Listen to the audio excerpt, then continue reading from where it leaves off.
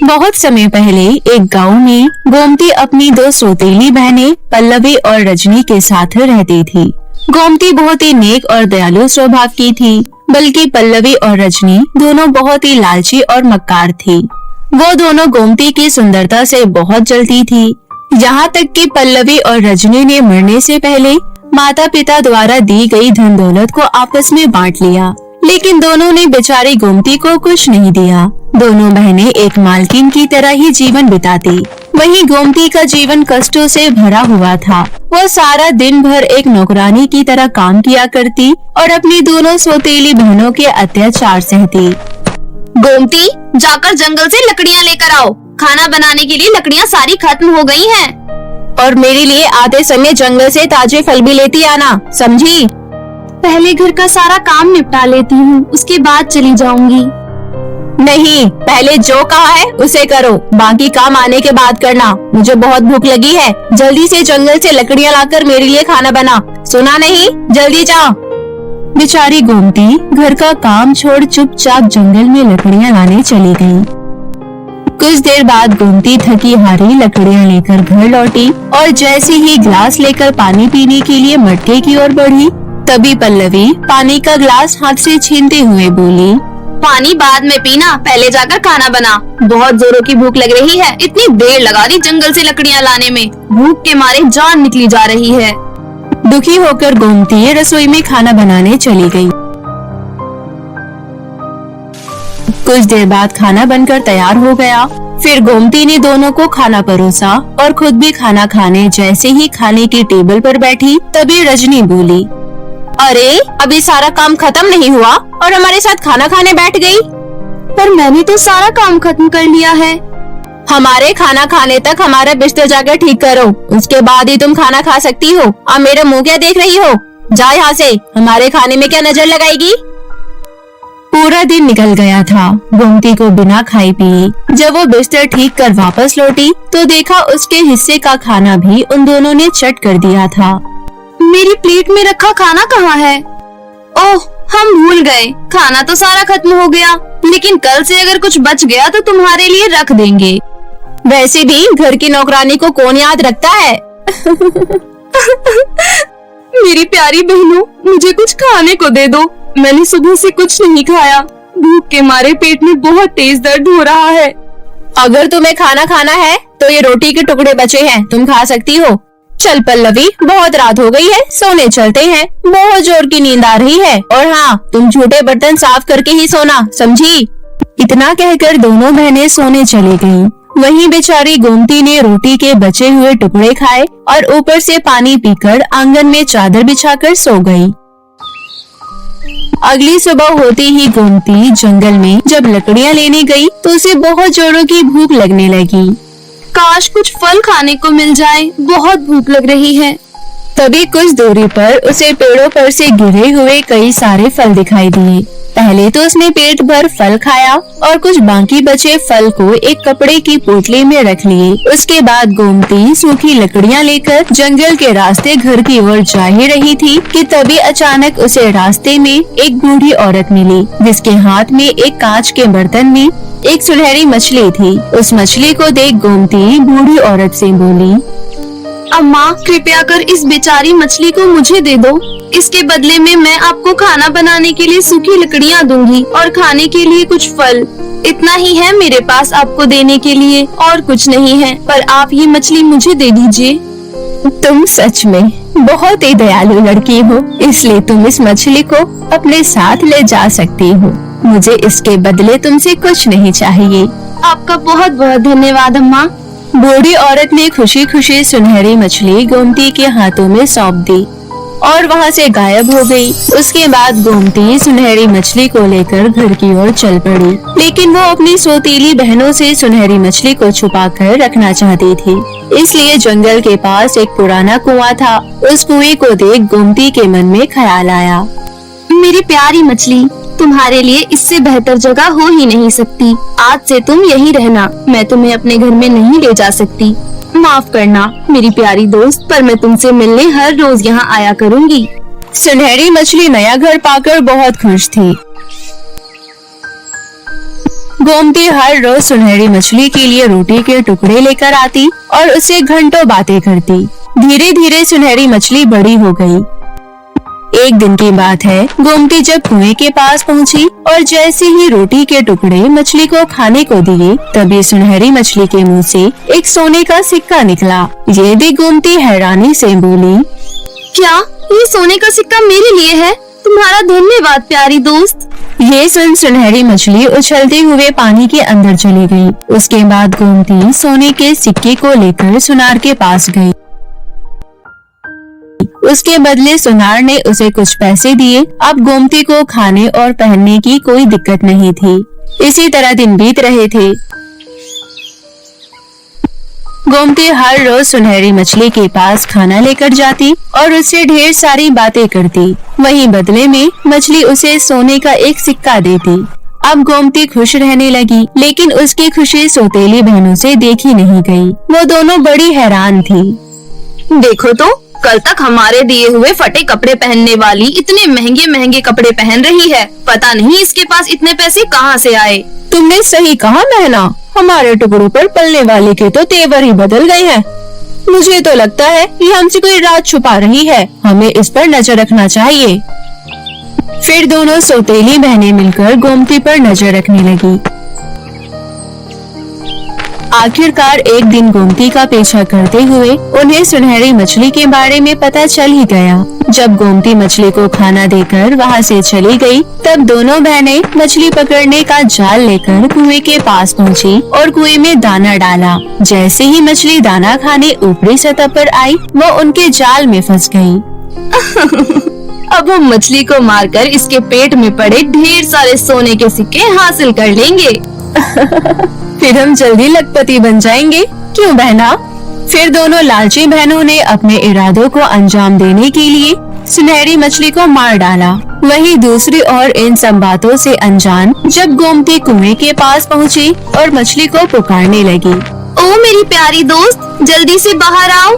देखो मैं तुम्हारे लिए क्या लाई हूँ, तुम्हारी मनपसंद ब्राउन ब्रेड।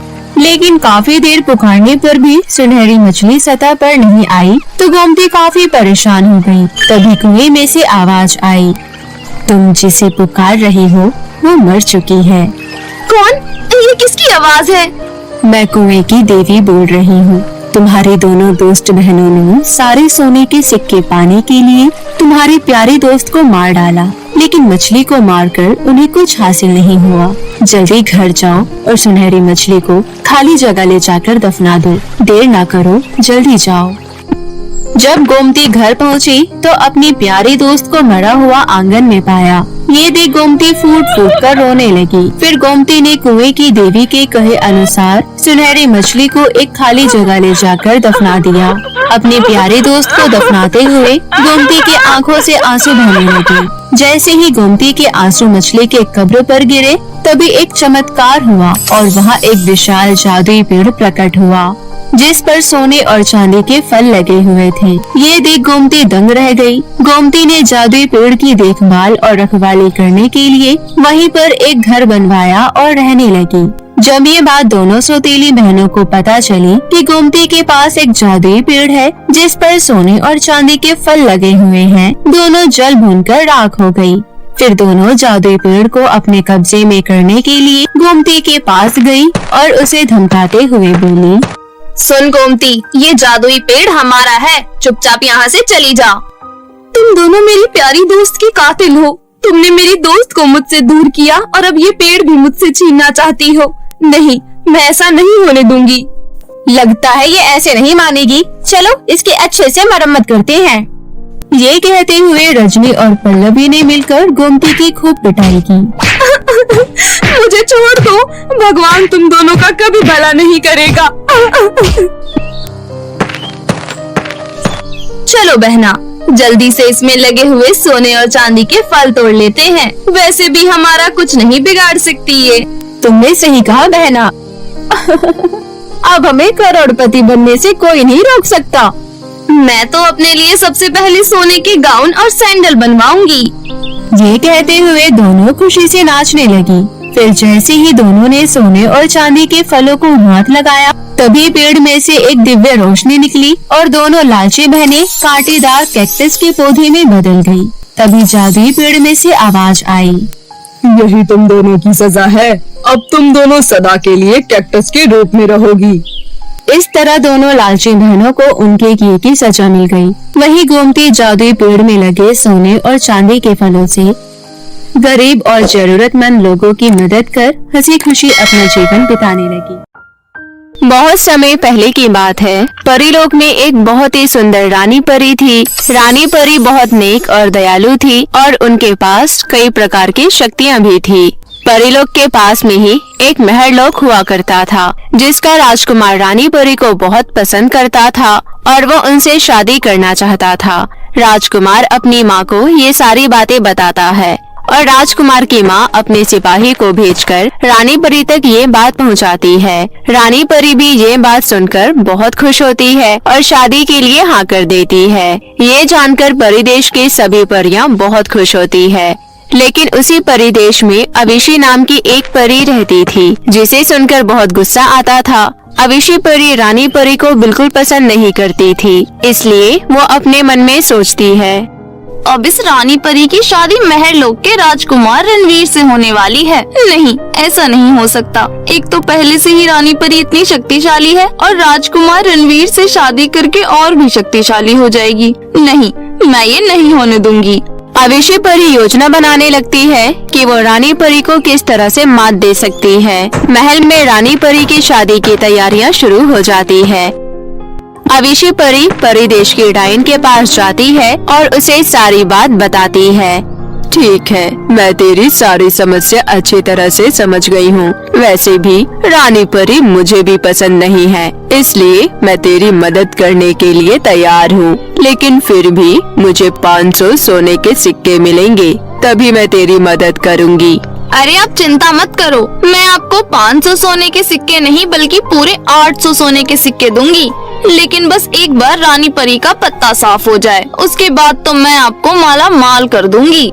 मैं तुझे ये शरबत दे रही हूँ, तू ये शरबत जाकर रानी परी को पिला दे। रानी परी को तेरे ऊपर जरा सा भी शक नहीं होना चाहिए, वरना ये शरबत काम नहीं करेगा। अविशी परी खुशी खुशी डायन की दी हुई शरबत लेकर रानी परी के पास जाती है। लेकिन रानी परी के महल में घुसने से पहले वो एक बूढ़ी परी का रूप ले लेती है। बूढ़ी परी का रूप लेकर वो रानी परी के पास जाती है और बोलती है, रानी परी, तुम बहुत अच्छी हो। मैंने तुम्हारी शादी के बारे में सुना।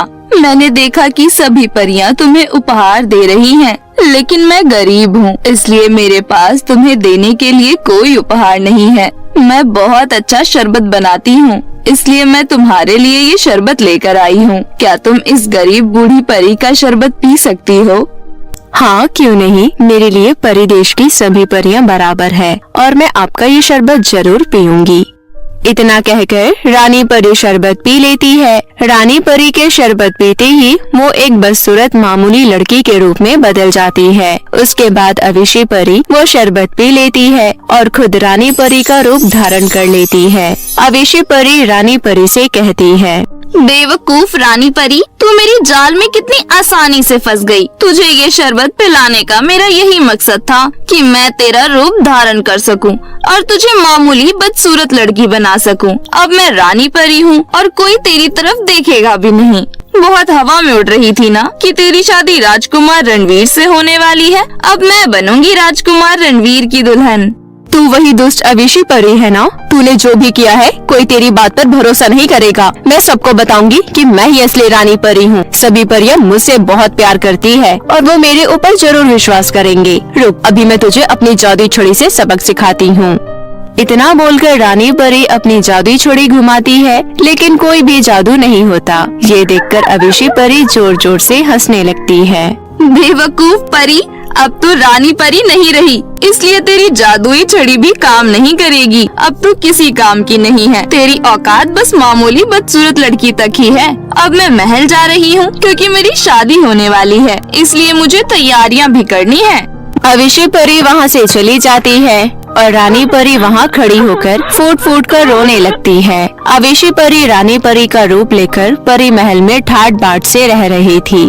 कुछ दिनों बाद वो दिन आ जाता है जिस दिन रानी परी का रोका राजकुमार रणवीर से होने वाला था, तभी असली रानी परी वहाँ आ जाती है और सबके सामने बोलती है, ये सब झूठ है राजकुमार रणवीर, ये जो आपके साथ बैठी है ये असली रानी परी नहीं है, ये अविशी परी है और असली रानी परी तो मैं हूँ। इसने छल कपट की मदद से मुझे इस तरह का बना दिया है। मेरी बात का विश्वास करिए, मैं ही रानी परी हूँ। सैनिकों, इस बदसूरत लड़के को मेरे महल से बाहर निकालो। पता नहीं कहाँ से आ गई है मेरा खास दिन खराब करने। मेरे महल के अंदर इसको घुसने किसने दिया? इसको अभी के अभी मेरे महल से बाहर निकालो। इस बदसूरत मामूली लड़की को पृथ्वीलोक पर छोड़ कर आओ। रानी परी बहुत देर तक सबको बताती है, लेकिन वहाँ खड़ी किसी भी परी और राजकुमार रणवीर को उनकी बातों पर यकीन नहीं आता। सैनिक आते हैं और रानी परी को पृथ्वीलोक पर छोड़कर वापस चले जाते हैं। रानी परी के पास जादुई शक्तियाँ भी नहीं थी और खाने के लिए कुछ पैसे भी नहीं थे। रानी परी सबसे खाना मांगती है, लेकिन कोई भी उन्हें खाना नहीं देता है। ये सब देखकर रानी परी पेड़ के नीचे बैठ जाती है और रोने लगती है। पृथ्वीलोक के लोग कितने निर्दयी है, इन्हें मेरे ऊपर बिल्कुल भी तरस नहीं आ रहा। पता नहीं ये सब मेरे साथ क्या हो रहा है, मैं रानी परी से क्या बन गई हूँ। थोड़ी देर बाद रानी परी चलते चलते एक झोपड़ी में पहुँच जाती है। उस झोपड़ी में एक जादूगरनी रह रही थी। रानी परी जैसे ही उस झोपड़ी में कदम रखती है, तभी उस जादूगरनी को पता चल जाता है कि ये परी देश की रानी परी है। रानी परी जी, मेरी छोटी सी झोपड़ी में आपका स्वागत है। लेकिन रानी परी, आपकी हालत ऐसे कैसे हो गई? मैं तो अपने असली रूप में भी नहीं हूँ, फिर आपने मुझे कैसे पहचाना? मैं गांव की बहुत बड़ी जादूगरनी हूँ और मैं अपनी नजरों से सब कुछ देखकर असलियत जान जाती हूँ। आप मुझे बताइए, आपके साथ ये सब किसने किया? उसके बाद रानी परी जादूगरनी को अपनी आप बीती बताती है। उसके बाद जादूगरनी कहती है, आपके साथ बहुत बुरा हुआ रानी परी। मैं आपको जादुई 2 लिपस्टिक देती हूँ, जिसकी मदद से आपकी सभी परेशानियाँ दूर हो जाएंगी। आपका बहुत बहुत शुक्रिया जादूगरनी। अब मैं उस दुष्ट अविशी परी को नहीं छोड़ूंगी, जिसकी वजह से मेरी सुंदरता और सारी खुशियाँ खत्म हो गई थी। रानी परी जी, आप ये जादुई गुलाबी लिपस्टिक लगा लीजिए, जिसके बाद आप पहले की तरह खूबसूरत हो जाओगी। ये काली वाली लिपस्टिक आप उस दुष्ट परी को जाकर लगा देना, जिसके बाद उसकी असलियत सबके सामने आ जाएगी। जादूगरनी के कहने पर रानी परी गुलाबी लिपस्टिक लगाती है और वो पहले की तरह खूबसूरत हो जाती है। उसके बाद रानी परी परिदेश वापस जाती है और अपने महल में जाकर सभी परियों को बोलती है, देखो सभी परियां, मैं ही असली परी हूँ। अब आप लोगों को यकीन हो गया ना कि मैं ही असली रानी परी हूँ। इस दुष्ट परी ने धोखे से मुझे शरबत पिलाया, जिसकी वजह से मैं मामूली और बदसूरत हो गई थी। सैनिकों, इस बहरूपी लड़की को मेरे महल से बाहर निकालो। आज शादी है और मैं नहीं चाहती कि आज के दिन यहाँ मैं किसी को सजा दूँ। बहरूपिया, तू कौन है? हाथ धोकर हमारी रानी परी के पीछे पड़ गई है। अगर तुझे अपनी जान प्यारी है तो निकल जा यहाँ से, वरना हम तुझे नहीं छोड़ेंगे। रानी परी हार नहीं मानती और वो अविशी परी के पास जाती है और जबरदस्ती जल्दी से उसे काली लिपस्टिक लगा देती है। ऐसा करते ही अविशी परी अपने असली रूप में आ जाती है। अविशी परी अपने मन में सोचती है, अरे ये क्या, मैं तो अपने असली रूप में आ गई। अब ये परियां मुझे नहीं छोड़ेंगी। मुझे तो लगता है ये लोग मुझे कच्चा चबा जाएंगी। इतना सोचकर अविशी परी वहाँ से भागने लग जाती है। तभी सारी परियां मिलकर उसे पकड़ लेती है और उसे पीटने लगती है। तभी रानी परी कहती है, परियों, छोड़ दो इसे। मुझे पता है आप लोग मेरे से बहुत प्यार करती हो, इसलिए आप लोग अभी बहुत गुस्से में हो। लेकिन आप लोग इस तरह इस दुष्ट परी की पिटाई मत करो, वरना ये मर जाएगी। मैं इसे परिदेश के जेल में बंद कर दूंगी और इससे इसकी सारी जादुई शक्तियाँ छीन लूंगी। उसके बाद रानी परी अविशी परी को परिदेश के जेल में बंद कर देती है। उसके बाद रानी परी की शादी राजकुमार रणवीर से धूमधाम से हो जाती है। इस तरह जादुई 2 लिपस्टिक की मदद से रानी परी की जिंदगी पहले की तरह खूबसूरत हो जाती है। नागलोक में सोना नाम की एक बहुत ही सुंदर नागिन रहती थी। सोना अपनी सौतेली बहन के साथ रहती थी। उसकी सौतेली बहन के अलावा उसके परिवार में कोई नहीं था। सोना अपनी सौतेली बहन नीलम नागिन से बहुत प्यार करती थी। सोना एक बहुत सुंदर और शक्तिशाली नागिन थी। पूरे नागलोक में उसकी सुंदरता और अच्छे स्वभाव की चर्चा थी और उसका जहर पूरे नागलोक का सबसे विषैला जहर था। उसके एक बार डसने से ही कोई भी इंसान मौत की नींद सो सकता था। ऐसे ही एक दिन सोना अपनी सौतेली बहन के साथ बाग में टहल रही थी। तभी उसकी सौतेली बहन नीलम बोलती है, सोना, हम यहाँ नागलोक में घूम घूम कर पागल हो गए हैं। चलना पृथ्वीलोक पर घूमने चलते हैं। नहीं नहीं, नाग नागिनों का पृथ्वीलोक पर जाना सही नहीं है। अगर नागराज को पता चला तो हमें बहुत डांट पड़ेगी। अरे बहन, तू इतना क्यों डरती है? जब नागराज तपस्या में लीन होंगे, हम तब पृथ्वीलोक पर घूमने चलेंगे और उनका तप पूरा होने से पहले हम लौट आएंगे। नहीं, किसी को धोखा देना गलत बात है। मैं नहीं जाऊंगी पृथ्वीलोक पर। तो इतना मत सोच, आज शाम को हम चलेंगे और अगर तू नहीं गई तो देख लियो, मैं तेरे से बात नहीं करूंगी। इतना कहकर नीलम वहाँ से चली जाती है और शाम को वापस सोना के पास आती है। सोना नीलम से बहुत प्यार करती थी, इसलिए वो उसकी खातिर पृथ्वीलोक पर जाने के लिए तैयार हो जाती है। दोनों बहनें सबसे पहले इंसानी रूप में आती है और अपनी शक्तियों का इस्तेमाल करके नागलोक से पृथ्वीलोक पर जाती है और अपने आसपास की हलचल को देखकर नीलम कहती है, देखो सोना, तुमने पृथ्वीलोक कितना खूबसूरत है। तुम सही कह रही हो नीलम, यहाँ लोग कितने विभिन्न प्रकार के वस्त्र पहनते हैं। ये जगमगाती हुई रोशनी और इतनी रौनक मैंने नागलोक में कभी नहीं देखी। तभी तो मैं तुम्हें यहाँ लेकर आई हूँ। अब हम हमेशा यहाँ आया करेंगे और यहाँ के लोगों से बातचीत भी करेंगे।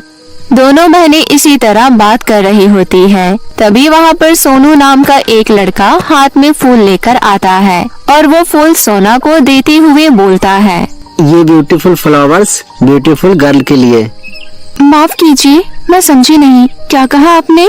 जी कुछ नहीं, आप ये फूल रख लीजिए। वैसे तो आपकी खूबसूरती के आगे ये फूल काफी फीकी है, लेकिन फिर भी आप ये फूल रख लीजिए। शुक्रिया, लेकिन मैं तो आपको जानती भी नहीं हूँ, फिर आपने ये पुष्प मुझे क्यों दिया?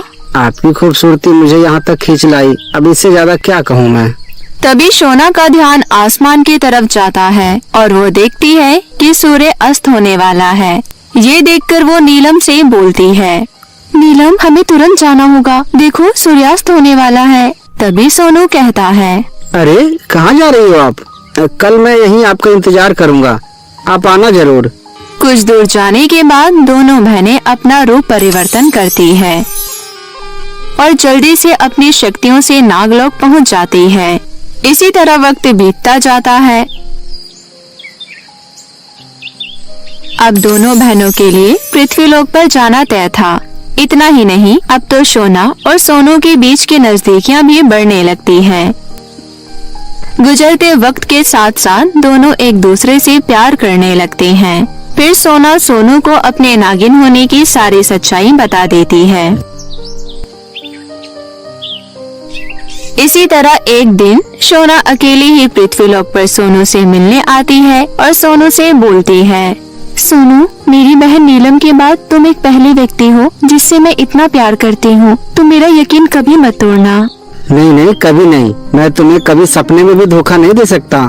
इतना कहकर दोनों एक दूसरे के गले लगते हैं। तभी अचानक से कोई सोना के सर पर डंडे से वार करता है और सोना वहीं बेहोश हो जाती है। काफी घंटे बीत जाने के बाद जब उसकी आंख खुलती है तो वो खुद को नागलोक में पाती है।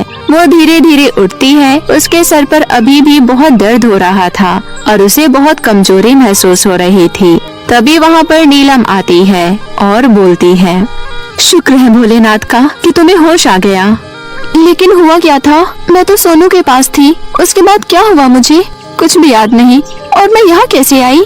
तुम इतना मत सोचो, तुम बस यूं ही बेहोश हो गई थी। मैं पृथ्वीलोक गई और तुम्हें यहाँ ले आई, इससे ज्यादा और कुछ नहीं। चलो अब तुम आराम कर लो। नीलम की बात सुनकर सोना वापस आराम करने लगती है। ऐसे ही वक्त बीतता जाता है और सोना को अपने अंदर एक अजीब सी कमी महसूस होती है, लेकिन उसे कुछ समझ नहीं आता कि उसके साथ ये सब क्या हो रहा है। ऐसे ही एक दिन वो सोनू से मिलने के लिए पृथ्वीलोक पर जाती है, जहां वो देखती है कि उसकी सौतेली बहन और सोनू एक दूसरे को गले लगाकर खड़े हैं। ये सब देखकर सोना का दिल टूट जाता है और साथ में उसके अंदर क्रोध की अग्नि भड़क जाती है। वो उनके पास जाती है और गुस्से में कहती है, क्या है ये सब? सोनू, नीलम, तुम दोनों तो मेरे अपने थे ना, फिर तुम दोनों ने मिलकर मेरे साथ ऐसा क्यों किया? सोनू, अगर तुम मुझसे अलग होना चाहती थी और तुम्हें मुझसे प्यार नहीं था तो तुम मुझे बोल देते, मैं खुद ब खुद तुम्हारी जिंदगी से चली जाती। तुमने तो मेरा यकीन ही तोड़ दिया। और तुम नीलम, मेरी ही बहन होकर मेरी ही पीठ पर छुरा घोंप दिया। मैं तुम दोनों को कभी माफ नहीं करूंगी। ये तुम कैसी बातें कर रही हो? और कौन सी बहन? मैं तो तुम्हारी सौतेली बहन हूँ ना। तुम दोनों शायद ये बात भूल गई हो कि मैं एक बहुत शक्तिशाली नागिन हूँ जिसके जहर का कोई तोड़ नहीं। और मैं तुम दोनों को छोड़ूंगी नहीं। तुम दोनों को अब मौत की नींद सोना होगा। उसके बाद सोना अपना नागिन रूप ले लेती है। फिर सोनू और नीलम को डसने लगती है, लेकिन उन दोनों को कुछ भी नहीं हो रहा था। ये देखकर नागिन हैरान हो जाती है और फिर से उन पर वार करती है, लेकिन उन दोनों को उसके बाद भी कुछ नहीं होता। सोना वापस से अपने अर्ध नागिन रूप में आती है और बोलती है, क्या हो रहा है ये सब? मेरे वार का तुम दोनों पर कोई असर नहीं हुआ। आखिर ऐसा कैसे हो सकता है? सोना को इस तरह से मचलता हुआ देखकर नीलम और सोनू हंसने लगते हैं। तभी नीलम कहती है, क्या हुआ सोना, तुम्हारा जहर काम नहीं कर रहा या तुम्हारे अंदर जहर ही नहीं बचा? करो करो और कोशिश करो, चाहे जितना कोशिश कर लो, तुम्हारे अंदर से जहर नहीं निकलेगा, क्योंकि अब तुम बिना जहर के नागिन हो। तुम्हारे अंदर कोई जहर नहीं है। ये सब जो तुमने देखा, ये सब बिल्कुल सच है। मैं और सोनू बहुत पहले से एक दूसरे से प्यार करते हैं। तुम्हें यहाँ लाना और सोनू से मिलवाना, ये मेरी ही चाल थी। याद है वो दिन जब तुम बेहोश हो गई थी? तुम्हारे सर पर वार मैंने ही किया था, और जैसे ही तुम बेहोश हो गई थी, मैं और सोनू मिलकर तुम्हें एक काली गुफा में ले गए थे। मैंने भोलेनाथ का नाम लेकर तुम्हारे अंदर का सारा जहर निकाल लिया, जिसके बाद मैं सबसे शक्तिशाली नागिन बन गई। और तुम्हारे जहर से ही मैंने सोनू को भी एक इच्छाधारी नाग बना दिया। फिर मैं तुम्हें अपने साथ नागलोक ले गई और झूठा प्यार दिखाने लगी। सारी सच्चाई सुनकर सोना के पैरों तले जमीन खिसक जाती है। तभी सोनू कहता है, अब तुम सिर्फ अपना रूप बदल सकती हो, उसके अलावा किसी को मार नहीं सकती। अब मैं एक इच्छाधारी नाग बन गया हूँ। अब मैं आराम से नागलोक जा सकता हूँ। अब कोई भी मुझे मेरी नीलम से दूर नहीं कर सकता। अब तुम देखना, तुम्हारे इसी जहर का इस्तेमाल करके हम पूरे नागलोक को अपनी मुट्ठी में कर लेंगे और मैं बन जाऊंगा नागराज। सोनू की बात सुन सोना को बहुत बुरा लगता है। उसके बाद सोनू नीलम का हाथ थामकर वहाँ से जाने लगता है। तभी सोना अपनी शक्तिशाली नागमणि को प्रकट करती है और नागमणि से उन दोनों पर वार करती है और उन दोनों को हमेशा हमेशा के लिए मौत की नींद सुला देती है। और फिर नागमणि को अपने अंदर रख लेती है और खुद से ही बोलती है, क्या हुआ? अगर मेरे पास जहर नहीं है, मेरे पास मेरे भोलेनाथ की सबसे बड़ी शक्ति नागमणि है और भोलेनाथ खुद मेरे साथ है। मेरे भोलेनाथ के आगे कोई बुराई नहीं टिक सकती। बुराई का एक न एक दिन जरूर अंत होता है। इसके बाद सोना नागलोक जाती है और नागराज को सारी सच्चाई बताती है और साथ ही उनसे माफी भी मांगती है। मुझे माफ कर दीजिए नागराज, मैंने आपकी इजाजत के बगैर नागलोक से बाहर कदम रखा, लेकिन इसमें मेरा अपना कोई स्वार्थ नहीं था। मुझे मेरी सौतेली बहन नीलम वहाँ लेकर गई थी। उसने मुझे हमारे प्यार का वास्ता दिया था, इसलिए मुझे उसकी बात माननी पड़ी। लेकिन उसने अपना सौतेला होने का प्रमाण मुझे दे दिया और मेरी पीठ पर खंजर घोंप दिया। लेकिन मैंने अपना बदला स्वयं ले लिया और उन दोनों को मौत के घाट उतार दिया।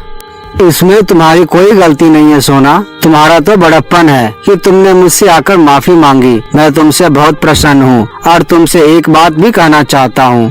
कौन सी बात नागराज? मैं जानता हूँ अभी अभी तुम्हारा दिल टूटा है, परंतु मैं तुम्हें कई वर्षों से पसंद करता हूँ, इसलिए मैं तुमसे विवाह करना चाहता हूँ, अगर तुम चाहो तो। नागराज के इस प्रस्ताव से सोना बहुत खुश होती है, लेकिन वो कहती है, नागराज, नागरानी तो वही नागिन बनती है जो सबसे ज्यादा शक्तिशाली होती है, परंतु मेरे पास तो अब कोई शक्ति ही नहीं है। तुम उसकी चिंता मत करो, मैं अपनी शक्तियों से तुम्हें वापस पहले जैसी नागिन बना दूंगा, सबसे ज्यादा शक्तिशाली और सबसे ज्यादा जहरीली।